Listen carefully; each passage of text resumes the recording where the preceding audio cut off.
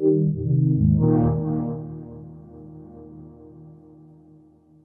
it comes to this conference, there's a ton of visual effects people here.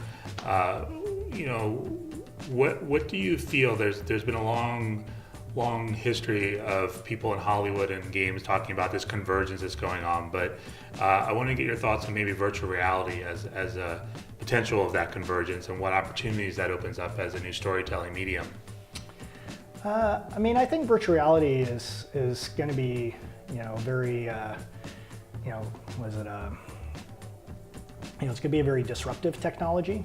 I think it's going to disrupt a lot of industries in really positive ways. I think though on the storytelling and the game and the entertainment side, it'll probably happen much later, because I think it's just much more complicated. A lot more challenges have to be overcome before you can do that well.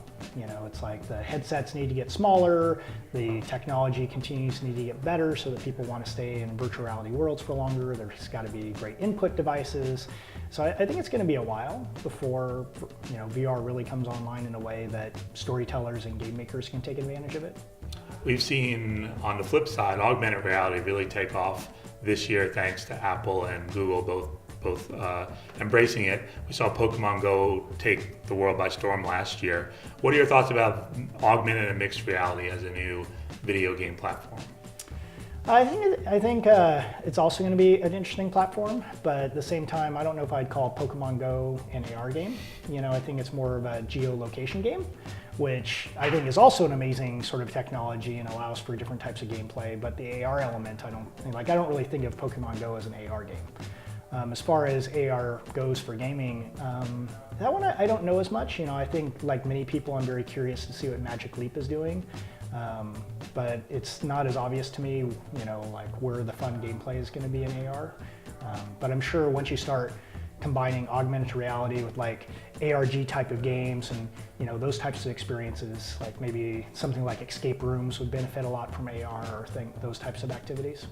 When it comes to your background, PC was a key focal point, and over the years, I'm sure you've heard many times, PC was dying, and now it's the #1 platform again out there, despite console and VR and all this other technology. What is it about PC that remains so core to the gaming audience?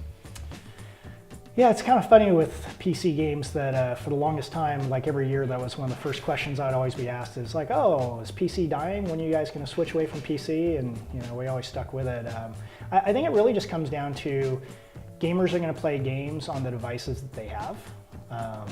And I think as long as PCs are very prevalent around the world, people are going to want to game on them. And they offer unique game experiences that you can't get on the other platforms, which is not technology-based. It's much more due to the user interface. It's a mouse and keyboard user interface, which allows for certain types of games and game genres that you can't play on phone or you can't play on console. So I think that's always been the engaging part of it. And then you add on to the fact that there's all these technologies that come into play, like digital distribution and Steam, and the ability, to use things like Unity. So it's really lowered the barrier for game makers, and it's become just this great platform that people can, indie publish games onto, and it's really led to, I think, this whole resurgence of the platform. We've also seen a lot of new technologies debut first on the PC. One of the latest that we're starting to see take traction is eye tracking. I want to get your thoughts on, from a game development standpoint, what you see eye tracking opening up. That one I'm not as knowledgeable about, so okay. I can't really say much about where I think the future of eye tracking is. To me, most of that technology that I've seen is used more in user research. Yeah, right now they're also using it for esports, being able to track the eyes of the pros for other people to learn from it. You indirectly helped create esports back in the day, and I wanted to get your thoughts on what you think today of the fact that there, the Overwatch League and all these huge opportunities for kids to become professional video game players.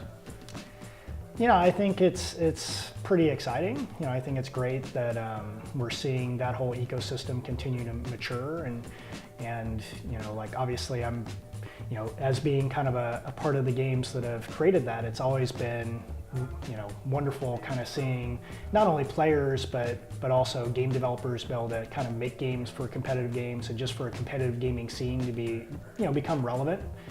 For the longest time, it was kind of the domain of South Korea, and people doubted whether or not it was going to come over to the West. So it's just, I think, exciting seeing that not only is it relevant, but you're seeing it, I think, a generational shift where, a lot of the people that are growing up now are more interested in watching things online or more interested in watching things like esports than even traditional sports.